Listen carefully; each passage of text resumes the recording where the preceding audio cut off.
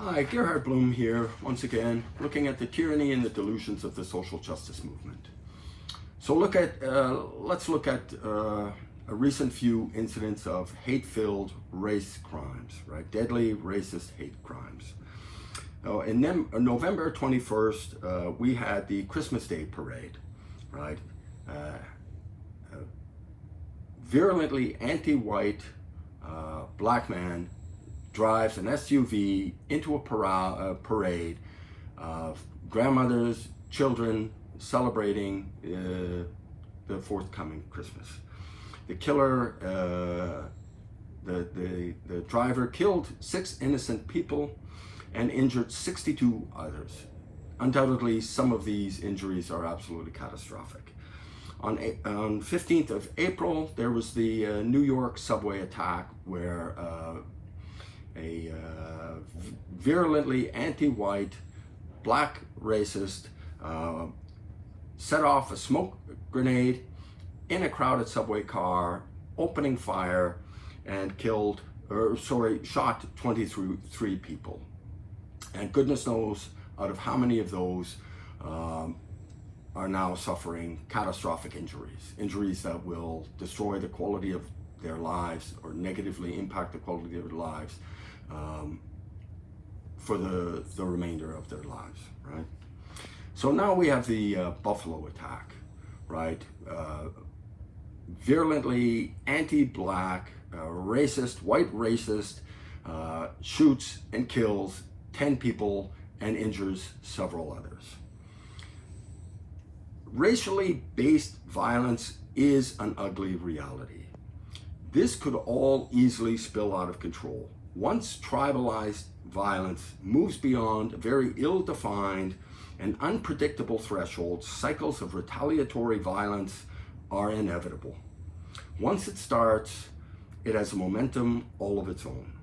Stopping it can prove to be extremely difficult, regardless of the motivations and the best intentions of the majority of those involved. The social trust necessary to reestablish basic norms of civility had been eroded.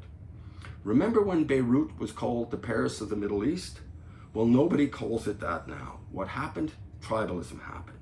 Sectarian violence nearly destroyed the city.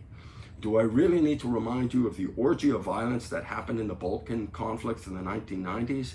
Without question, critical race theory is seriously exacerbating racial relations. It is compelling everyone to view the world through the reductive lens of racial categories.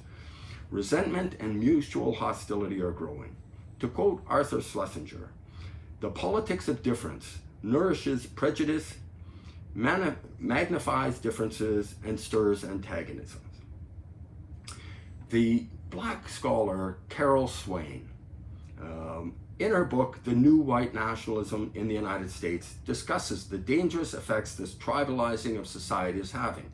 White nationalists also share a belief in an objective racial hierarchy, the same as those who are preaching critical race theory. White nationalists, however, refuse to be at the bottom of this hierarchy of virtue, right?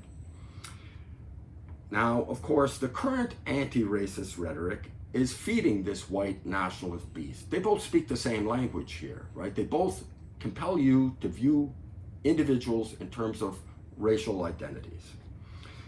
Now, this isn't a game we should be playing or need to be playing. The history of other multi-ethnic societies is not a promising one. Multiracial, multi-ethnic, multi-religion, they have had serious problems.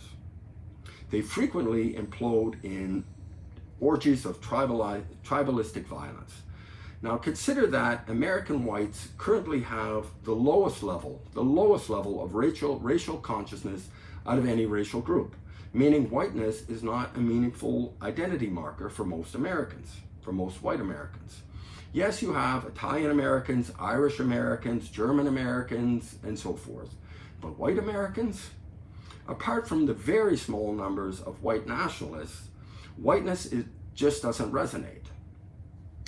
Undoubtedly, this tribalizing rhetoric will fuel the white nationalist movement. In a recent nationwide survey, Pew found that only 15% of whites thought their race was either somewhat important or very important to their identity. For all other groups, Asians, Hispanic, and Black, the percentage rose to over 50%. So whites 15%, Asians, Hispanic, and Black over 50%. And for Blacks, as it happens, over 75% believe race is either important or very important to who they are. This was Pew Research Org, 5th February 2020. So unless critical race theory manages to change things, whites are the least likely out of any group to identify themselves in racial terms. This is a good thing.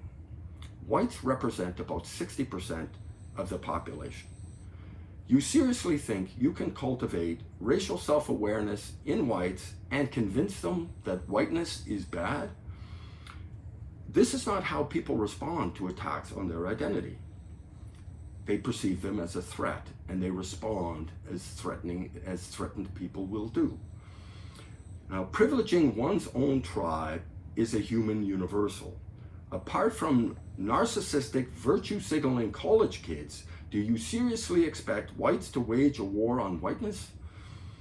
This reminds me of General Yamamoto's warning about the planned attack on Pearl Harbor, right? Critical race theory could easily wake a sleeping giant.